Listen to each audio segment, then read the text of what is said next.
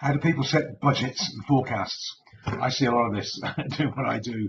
It gets towards the end of the year, end of quarter, or whatever it is, and people sit down and say, right, we're going to put the budget together for next year now. So as now we're entering into Q4 2018, a lot of people sitting down thinking about next year, planning and looking what they're going to be doing.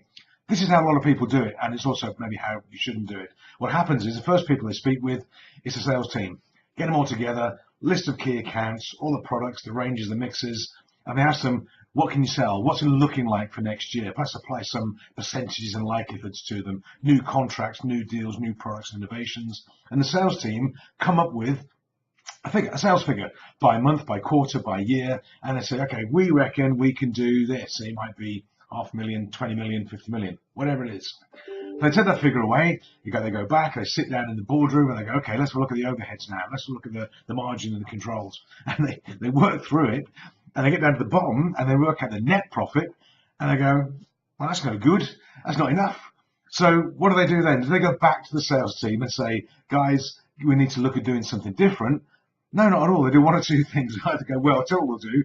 We'll add 10% or 20% to the sales team. They'll just figure it out. It'll be okay. That's what they're there for. Give them a bit of a stretch. Push the sales team. Get the sales up. Off you go. And they just go, well, we'll just cut 10% of overheads. Not sure how we're going to do it. We'll just cut 10%.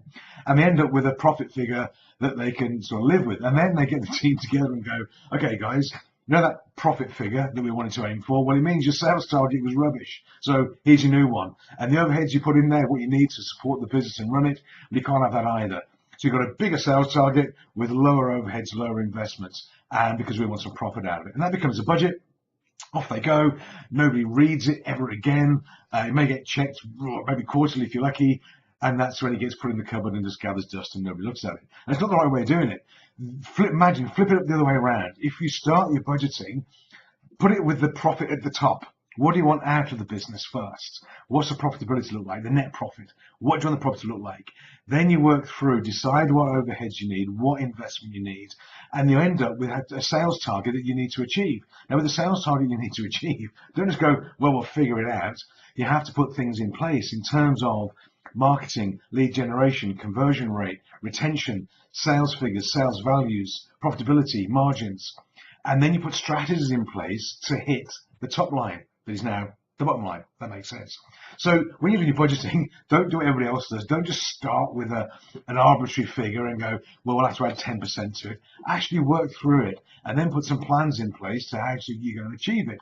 Every month, you should get a set of accounts and check what you're doing. Every quarter, you should look at your 90-day plans, 90-day sprint, and compare what you're doing with what's actually happening, and then adjust yourselves as you go along. But if you want to hit your budget, hit your forecast, don't just wind up 10% on things or whack it on people's heads. It doesn't work. So, budgeting, start with the end in mind, start with your profit and work through to sales, put some plans in place, and have fun in 2019.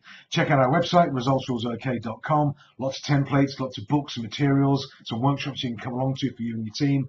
And I hope to see you there. In the meantime, take care. Have a great week.